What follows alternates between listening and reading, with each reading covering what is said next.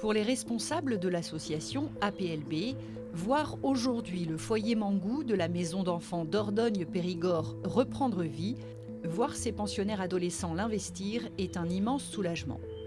Car en juin 2022, ce bâtiment a totalement été ravagé par un épisode de grêle aussi soudain que violent.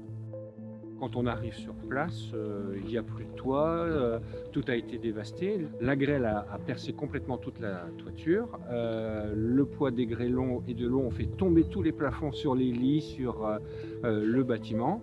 Voilà ce que les grêlons ont pu faire sur le toit. Le toit en tuiles, c'était le même état. Toutes les tuiles étaient cassées, les plafonds. Vous imaginez les véhicules. C'est une catastrophe pour l'association.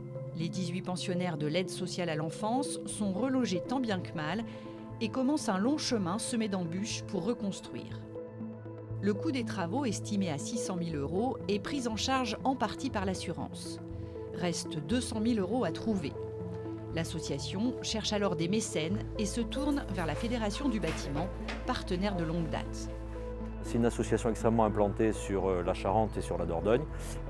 Et on a développé des liens particuliers avec Le Maillon, une entreprise de travail temporaire d'insertion, et qui œuvre depuis plus de 10 ans avec la Fédération sur les clauses d'insertion et sur l'insertion des jeunes des quartiers dans les métiers du bâtiment. Et c'est naturellement qu'ils nous ont sollicités et qu'on est revenu vers eux pour essayer de les aider.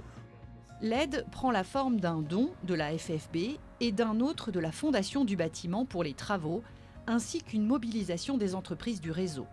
Ce qui est notable, c'est une mobilisation très rapide des entreprises, à la fois en local et à la fois des entreprises d'Angoulême. Les entreprises du bâtiment ont joué le jeu, ils ont été disponibles.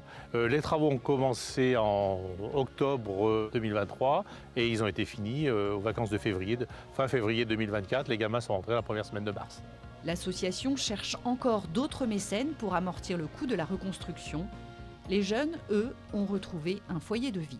On a, à chaque fois que des événements soudains et violents se sont produits, on voit que la solidarité joue à plein et on voit que le bâtiment répond toujours présent. Et évidemment, les réponses techniques vont être importantes pour l'avenir, mais il restera toujours, à mon avis, un ciment extrêmement fort qui sera le ciment de la solidarité, de l'entraide des entreprises du bâtiment et vis-à-vis des populations.